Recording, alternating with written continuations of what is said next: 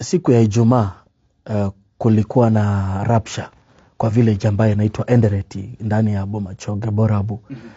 Kulikuwa na matanga pale ya nduguye speaker wa Kisii County ambaye anaitwa Philip. Shughuli ilikuwa inaendezwa vizuri tangu ilipoanza hadi wakati ambapo Gavana Arati alipowasili.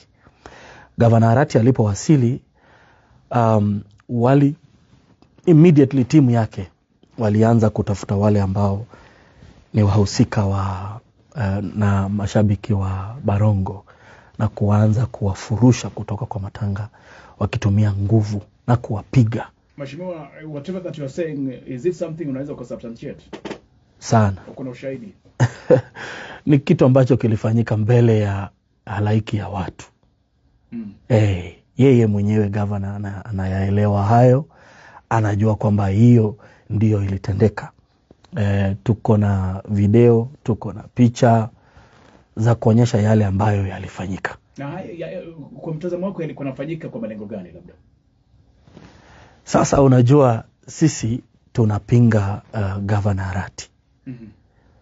Ya kwamba hajafanya kile ambacho kama constituency ya Bomachoge Borabu tunastahili kufanyiwa kama mgao, sehemu ya mgao wa county yetu ambayo eneo letu la bunge ni moja kati ya zile constituencies ambazo ziko katika Kisii County.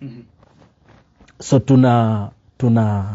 tumekuwa tukipinga kwamba na tukimshinikiza governor kwamba atufanyie kama wana Bomachoge Borabu haki ya kutupatia maendeleo, ya kuajiri vijana wetu, ya kuhakikisha kwamba hospitali yetu yako na madawa na ya kwamba yako na vifaa ambavyo vinastahili katika kutoa huduma ya matibabu.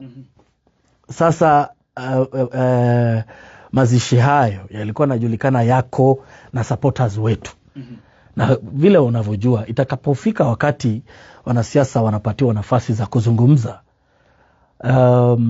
viongozi ambao wanajumulisha watu ambao wananisupport wangepatiwa nafasi za kuongea.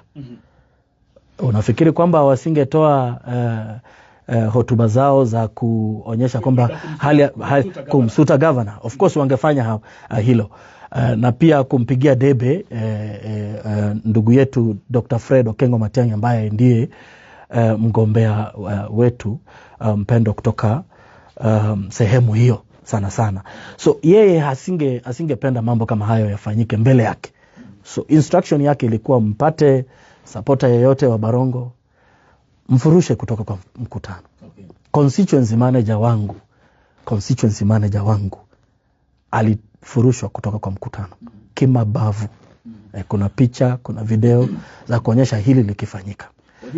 Wajua swali hilo nimependa sana vile hukumu umekuuliza, kwa sababu swala zima la wahuni ni swala ambalo ni donda sugu sana, hasa katika maeneo ya magharibi ya nchi, maeneo ya Nyanza, ulikuwa mkoa wa Nyanza, ulikuwa mkoa wa Magharibi.